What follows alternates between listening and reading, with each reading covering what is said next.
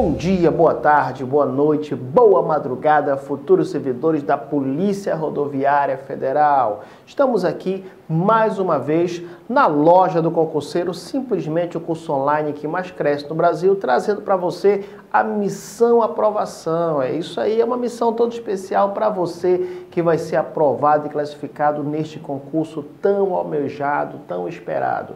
Quem sou eu? Eu sou o Valnei Oliveira, sou advogado e também sou professor, instrumento de aprovação e classificação na sua vida. Nunca esqueça que 1000 cairão ao teu lado, 10.000 cairão à tua direita, mas a tua aprovação e classificação ela não será atingida. Se você crê, você diz o quê? Amém. Vamos aqui trabalhar o assunto direito processual penal, algumas peculiaridades, aqui um esquema meio que revisão, né? Aquilo que é importante para a sua aprovação e sua classificação. Vamos lá?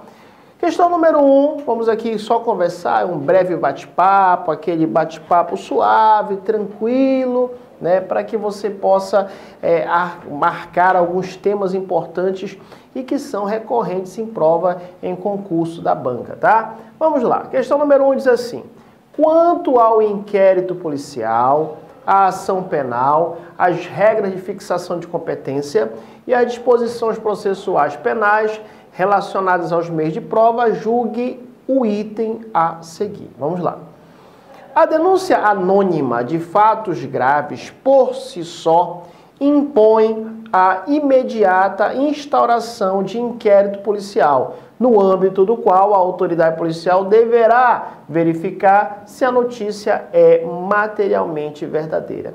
E aí, futuros servidores, certo ou errado essa assertiva? Está o quê? Não estou ouvindo o quê?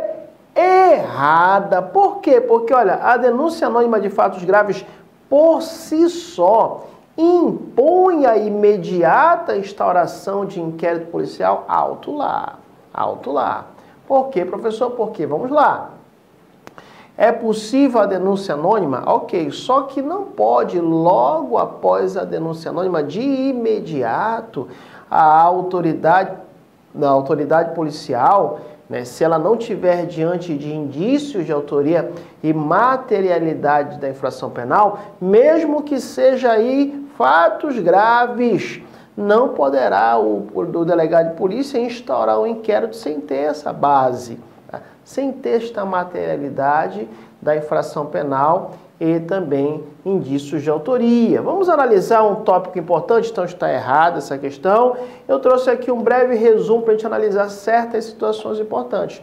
Olha lá, o artigo 5º da Constituição Federal, inciso 4, ele é enfático em dizer que é livre a manifestação do pensamento, só que sendo vedado o anonimato. Então, quando eu falo aí na denúncia anônima, é possível? Sim, é possível, só que a regra é, diante da denúncia anônima, eu não posso falar que imediatamente a autoridade policial vai instaurar o inquérito policial, claro que não, tá? Até porque lembre-se que quando nós damos o inquérito policial, uma das características do inquérito policial é a indisponibilidade, ou seja, após o delegado de polícia instaurar o inquérito policial, ele não poderá mais arquivar, ele não tem nesse poder de arquivar o inquérito policial baseado no princípio da indisponibilidade do inquérito policial.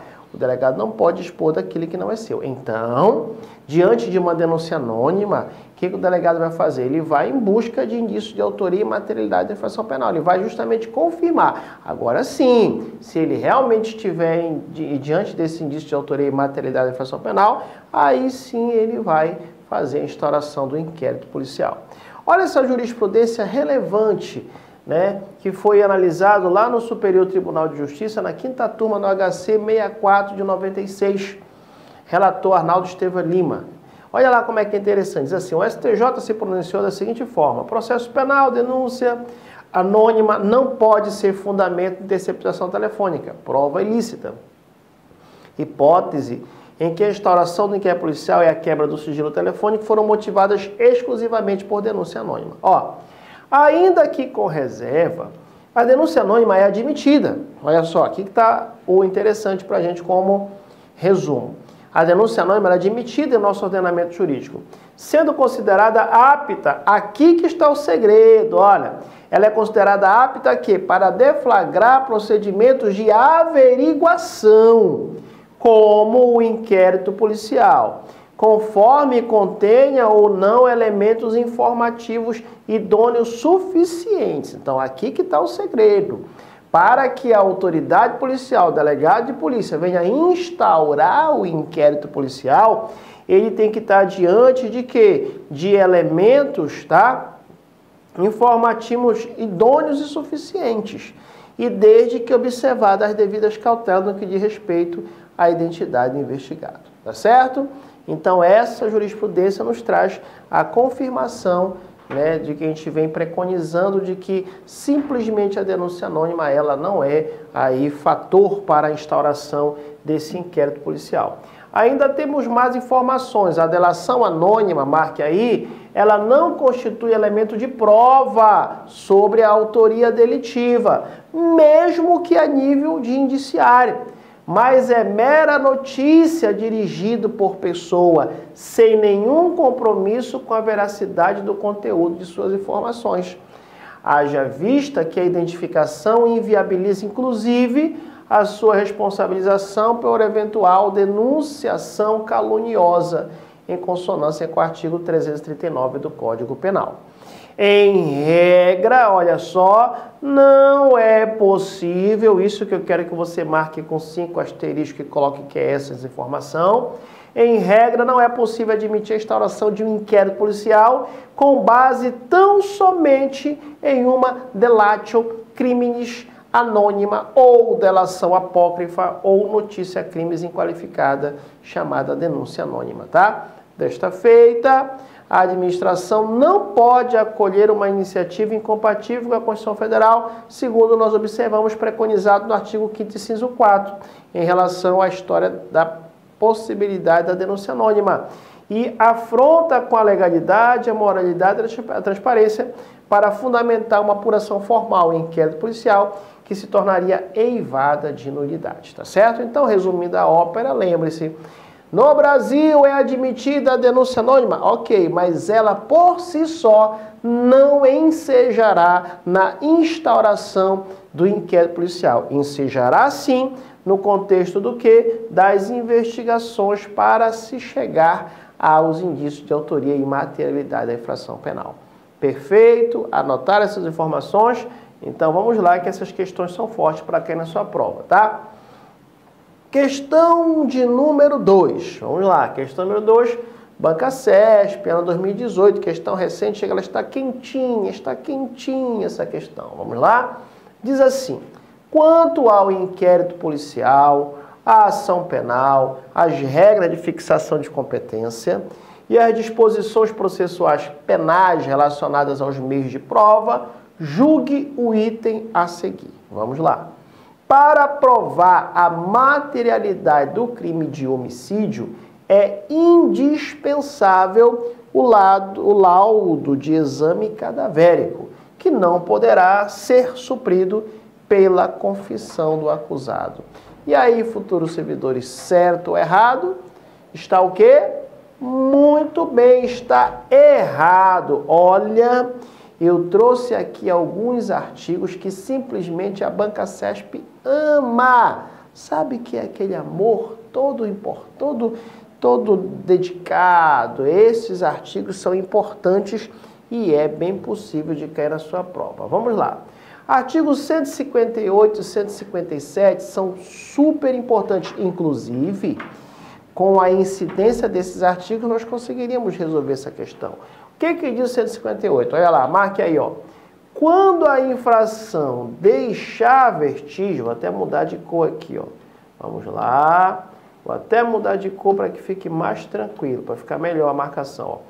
Quando a infração deixar vestígios, marque aí, será indispensável o exame de corpo de delito, seja direto ou indireto, não podendo supri-lo a confissão do acusado. Vou dar um exemplo rápido. Um exemplo relacionado, por exemplo, à Lei Maria da Penha. O homem que pratica violência física contra uma mulher. E a mulher chega na delegacia e a autoridade policial, o delegado, percebe que aquela mulher está nitidamente com hematomas no rosto. Exemplo hipotético, tá? Não poderá o delegado, simplesmente dispensar o exame de corpo de delito, mesmo que esteja totalmente evidente, tá? Então a regra é, se a infração deixar vestígios, será indispensável o exame do corpo de delito, seja direto ou indireto, não podendo suprir a confissão do acusado. Ah, professor, não precisa fazer a perícia, por quê? Porque o que acontece? O exame de corpo de delito, porque o réu confessou que foi ele que bateu. A vítima está ali, já foram batidas fotos. Não, deve ser feita de acordo com o artigo 158, deve ser feito o exame de corpo de delito, tá certo? Olha o que preconiza o artigo 167. Não sendo possível, olha só, não sendo possível o exame de corpo de delito, por haver desaparecido os vestígios, aí sim a prova testemunhal poderá suprir-lhe a falta. Perfeito? Tranquilos nessa informação? Esses dois artigos são fortes para cair na sua prova, tá? E aí vem só o esclarecimento. O que é corpo de delito? Marque aí. Corpo de delito é o conjunto de elementos materiais ou vestígios que vão indicar a existência de um crime. Então, é um conjunto de elementos materiais ou vestígios que indicam a existência de um crime. O exame de corpo de delito, marque, pode ser direto. O que é, professor, exame de corpo de delito direto? É quando os peritos realizam diretamente sobre a pessoa ou objeto da ação delituosa, ou indireto, quando não é propriamente um exame, tecnicamente, tá? Uma vez que os peritos vão se basear no quê? Nos depoimentos das testemunhas e em razão do desaparecimento dos vestígios. Nessa hipótese, o exame pode ser suprido pela prova testemunhal. Perfeito? Então, leiam e releiam esse resumo, leiam e releiam o artigo 158 e o artigo 167, que nós acabamos de ler, que são fortes candidatos para cair na sua prova. Vamos lá para a questão de número 3, Banca CESP também, ano de 2018, quentinha essa questão para você. Diz assim, ó, julgue o seguinte item acerca do habeas corpus e de medidas coativas de prisão. Vamos lá? Não se admite a impetração de habeas corpus para atacar sentença cuja condenação se tenha limitado à pena de natureza pecuniária. Certo ou errado? Está o que, futuros servidores? Perfeito! Por quê, professor? Porque o habeas corpus, ele é um remédio constitucional, né, que nós aprendemos, só fazendo um rápido flashback, que ele vai garantir a liberdade, o direito de ir e vir. E nós temos que lembrar que o impetrante do habeas corpus é o quem? É aquele que ajuiza o habeas corpus. O paciente, cuidado, hein? Uma vez eu dando aula, falando do paciente, falando de HC, rapaz falou, professor, mas qual hospital de clínicas? Ô, meu pai, não é hospital de clínicas, HC é habeas corpus. Paciente, anote aí, é aquela pessoa em favor da qual vai ser impetrada o habeas corpus. Impetrado o habeas corpus.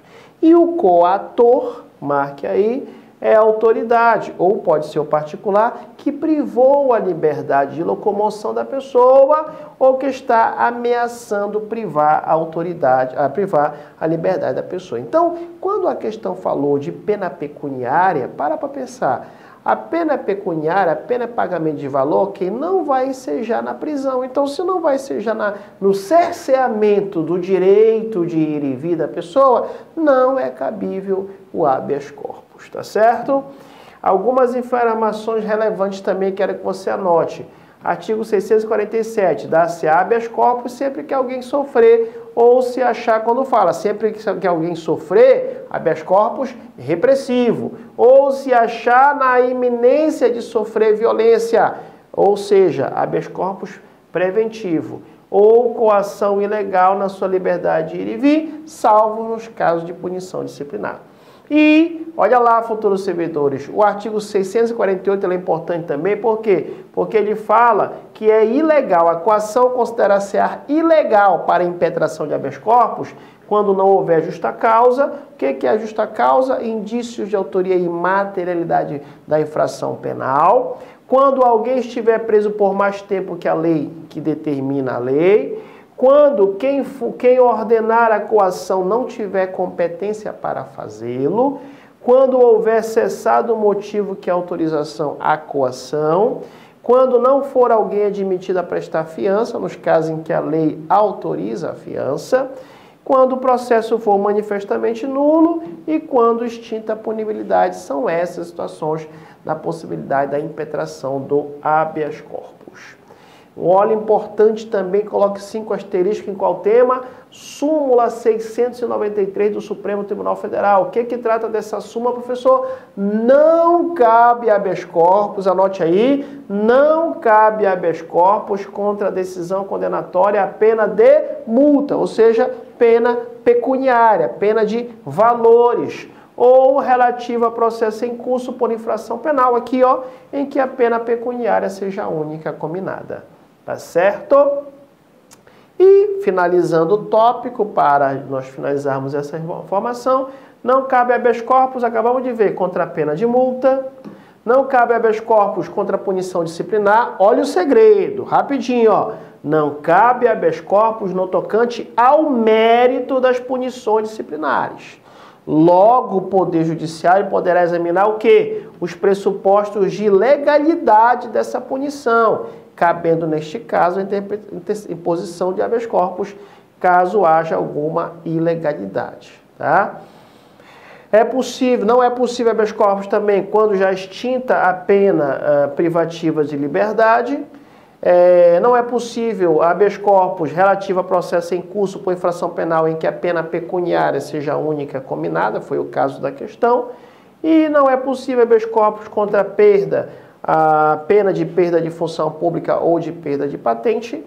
E não é possível habeas corpus em favor de pessoa jurídica, porque lembre-se, nunca a pessoa jurídica poderá ser presa. Lembre-se também que nós vamos trabalhar no curso online, aí no curso presencial, o que preste atenção, que o habeas corpus é um remédio constitucional universal. Qualquer pessoa pode impetrar, qualquer pessoa pode ser um impetrante do habeas corpus. Agora, ser paciente, a pessoa jurídica não pode, então não existe habeas corpus para a pessoa jurídica, tá certo? Futuros servidores em todo o Brasil, muito obrigado. Estamos aqui na missão, aprovação para você que vai fazer o concurso da Polícia Rodoviária Federal. E qualquer dúvida pode me chamar no meu WhatsApp, 91991965823. Vá na loja do concurseiro Curso Online que mais cresce no Brasil e venha aí fazer parte desse grupo de aprovados e classificados da Polícia Rodoviária Federal. Valnei Oliveira, professor conhecido como sucesso no mundo todo. Um abraço e até o nosso próximo encontro.